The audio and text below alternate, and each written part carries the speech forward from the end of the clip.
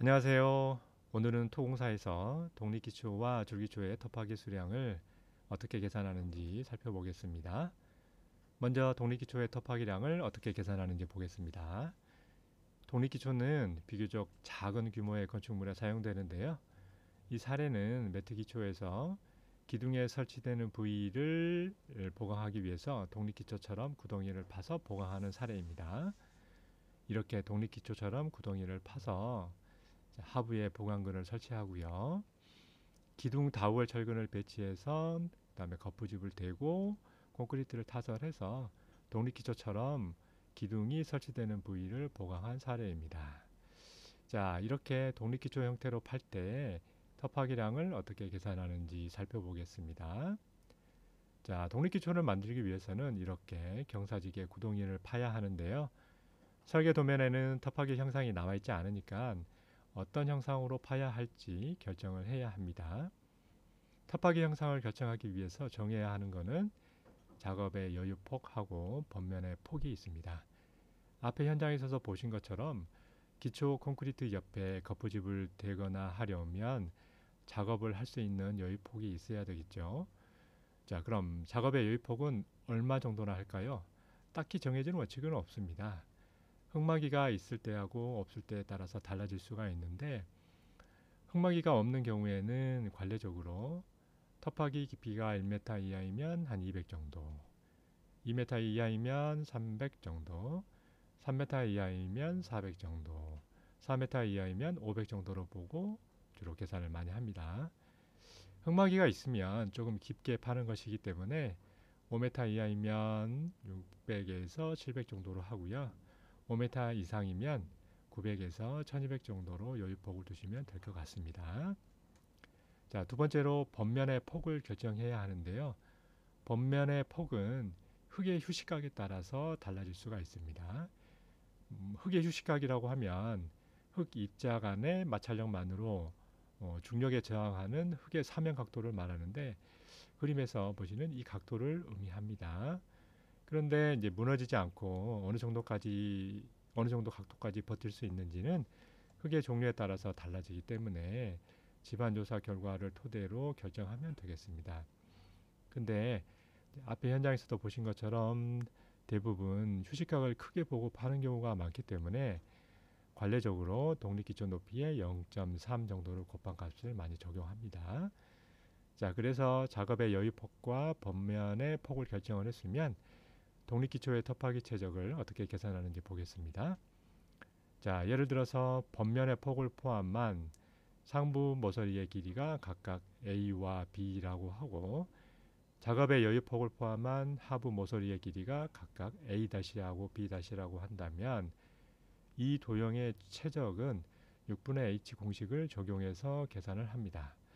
공식이 조금 복잡해 보이지만 이 정도는 어느 정도는 규칙성이 있기 때문에 조금만 연습하면 외우는 것도 어렵지 않을 거라고 생각합니다.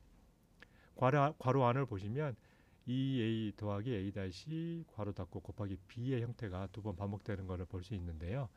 앞에 부분에 괄호 열고 a가 나오면 괄호 안에 a 다시를 더해서 닫아주고, 이번에는 a와 짝을 이루는 b를 곱하는 방식으로 되어 있습니다. 그리고 이 형태가 반복이 되는데, 자, 두 번째는 이제 괄호를 열고 이제 a로 시작하는 것이 아니라 a 다시로 시작하니까 규칙성이 있는 걸 알 수 있습니다. 그래서 괄호 열고 2a 더하기 a 다시 괄호 닫고 b만 잘 기억해 두시면 어렵지 않게 공식을 외울 수 있을 거라고 생각합니다. 근데 식이 약간 적용할 때 복잡하긴 합니다. 계산하기가 어렵고요. 그리고 이 3차원 도형에 딱 맞게 우리가 정확하게 산출한다고 해도 실제로 땅을 팔 때는 어느 정도 오차가 있기 마련이기 때문에 실무에서는 약산식으로 쉽게 계산하기도 합니다. 이 약산식은 터프하기 모양을 계략적인 직육면체의 형태로 보고 계산하는 방식입니다. 자, 다음과 같은 형태로 독립기초의 터프하기량을 산출해 보도록 하겠습니다. 앞에서 보았던 독립기초의 터프하기이니까 6분의 h 공식을 적용하면 되겠죠. 상부 모서리 중에서 이 부분을 a라고 하면 a는 40이 되고 b는 50이 됩니다. 다음에 하부 모서리 중에 이 부분이 A와 짝을 이루는 A-가 되니까 A-는 20, B-는 30이 됩니다. 자, 이제 공식에 대입하면 되는데요. 맨 먼저 나오는 것은 6분의 h이고 단면도에서 높이가 10m이니까 10을 적용을 합니다. 그리고 나머지 부분을 대입해서 풀면 12,333 세제곱미터 정도 터프하기를 해야 한다는 것을 알 수 있습니다. 자, 이런데 여기서 조금 더 나아가서 트럭 한 대의 적재량이 12세제곱미터라고 하면 몇 대나 운반해야 할까요? 자, 여기서는 잔토 처리량을 계산하는 것인데요. 잔토 처리와 토량 환산 계수에 대해서는 이전의 동영상을 참고해 주시면 될 것 같습니다. 잔토 처리량은 터프하기량에 토량 환산 계수 L을 곱해서 계산합니다. 그래서 12,333에 토량 환산 계수 L인 1.3을 곱하면 16,033 세제곱미터가 나오고요. 한 대당 12세제곱미터를 처리할 수 있으니까 이 값을 12로 나누어 주면 1336.11, 즉 올림에서 1337대가 필요하다는 것을 알 수 있습니다. 자, 여기까지 독립기초의 터프하기량을 보았고요. 두 번째, 줄기초의 터프하기량을 어떻게 계산하는지 살펴보겠습니다.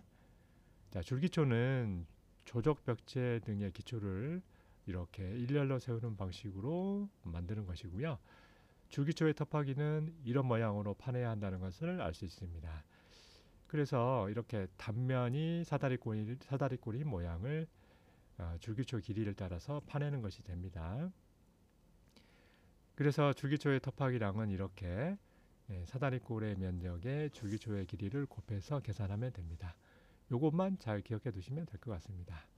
만일 사다리꼴의 아랫면의 길이가 A, 윗면의 길이가 B, 높이가 H라고 하면 사다리꼴의 면적은 2분의 H 곱하기 괄호 열고 A 더하기 B로 계산하니까 이렇게 사다리꼴에 계산한 면적에 L을 곱하면 줄기초의 터프하기량을 계산할 수 있습니다. 자, 그런데 사다리꼴의 모양은 독립기초에서 보았던 작업의 여유폭하고 본면의 폭을 반영해서 계산하면 되는데 줄기초의 길이를 계산할 때는 주의할 점이 있습니다. 이처럼 대부분은 건축물의 중심선을 따라서 사각형으로 줄기초를 만든다고 하면 한 변의 길이가 대문자 A, B라고 할 때 줄기초가 꺾이는 지점에서 L자 형태로 만나기 때문에 줄기초의 길이는 중심선의 길이인 A 더하기 B를 2배한 값으로 계산해도 됩니다. 이렇게 계산하면 이런 모양의 줄기초 4개를 계산하는 것이 되는데요.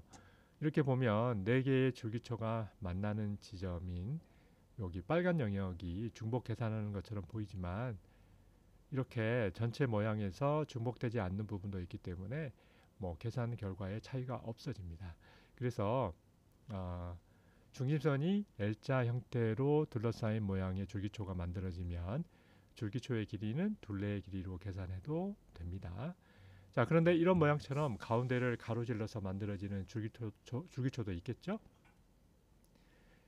그런데 이때 줄기초의 길이를 A로 계산하게 되면 이렇게 빨간 부분이 중복 계산되게 됩니다. 따라서 가운데를 가로질러 T자 형태로 만날 때는 줄기초의 길이를 A로 계산해서는 안 되고 A에서 중복되는 부분의 길이를 빼줘야 합니다. 그런데 중복되는 부분의 단면을 보면 이렇게 사다리꼴 모양이기 때문에 사다리꼴의 가운데 부분만 빼주면 됩니다. 이렇게요.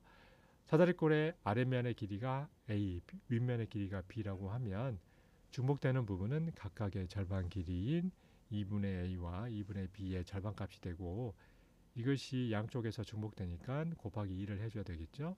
그러면 다음과 같이 중복되는 부분은 2분의 A 더하기 2분의 B를 빼준 값이 됩니다. 자, 그럼 실제로 계산을 해볼까요? 다음 그림과 같이 줄기초를 설치한다면 터프하기 수량은 얼마나 될까요? 자, 단면을 보니까 아랫면의 길이가 800, 윗면의 길이가 1200, 높이가 1800입니다. 평면을 보니까 간호의 길이가 13m, 세로의 길이가 7m입니다. 가운데 부분에 줄기초 한 줄이 추가가 되었습니다. 자, 줄기초의 터프하기는 사다리꼴의 면적에 줄기초의 길이를 곱해서 계산한다고 했습니다. 그럼 먼저 사다리꼴의 면적을 계산해 보겠습니다. 사다리꼴의 면적을 계산하는 공식은 이렇게 되니까 2분의 1.8 곱하기 괄호 열고 1.2 더하기 0.8을 하면 1.8 제곱미터가 됩니다. 자, 그럼 두 번째로 줄기초의 길이를 계산해 보겠습니다. L자 형태로 만나는 테두리는 중심선의 길이를 그대로 계산하면 되니까 13 플러스 7 괄호 닫고 곱하기 2를 하면 40이 됩니다. 그리고 중간 부분을 지나가는 줄기초가 있는데요. 자, 여기는 중심선의 길이인 7m에서 겹치는 부분의 길이를 빼줘야 됩니다. 겹치는 부분의 길이는 이런 사다리꼴의 모양의 가운데가 겹치는 것이 되니까 1.2에 0.8을 더해서 2로 나누어 주면 됩니다. 그래서 겹치는 부분의 길이가 1이라는 것을 알 수 있습니다. 자, 그래서 중심선의 길이 7에서 겹치는 부분의 길이인 1을 빼주면 6이 나오게 됩니다. 자, 이렇게 하면 줄기초의 총 길이는 둘레의 길이인 40에 가운데 부분인 6을 더해서 46으로 계산할 수 있습니다. 자, 그럼 앞에서 계산한 사다리꼴의 면적에 46m를 곱하면 되겠죠. 이렇게 계산하면 줄기초의 터파기량은 82.8 세제곱미터가 된다는 것을 알 수 있습니다. 자, 여기까지 해서 독립기초와 줄기초의 터파기량을 어떻게 계산하는지 살펴보았습니다. 자, 독립기초의 터파기량 공식인 6분의 h 공식하고 줄기초의 터파기량 공식은 사다리꼴 면적에 줄기초의 길이를 곱하는 공식이었습니다. 잘 기억해 두시기 바랍니다. 감사합니다.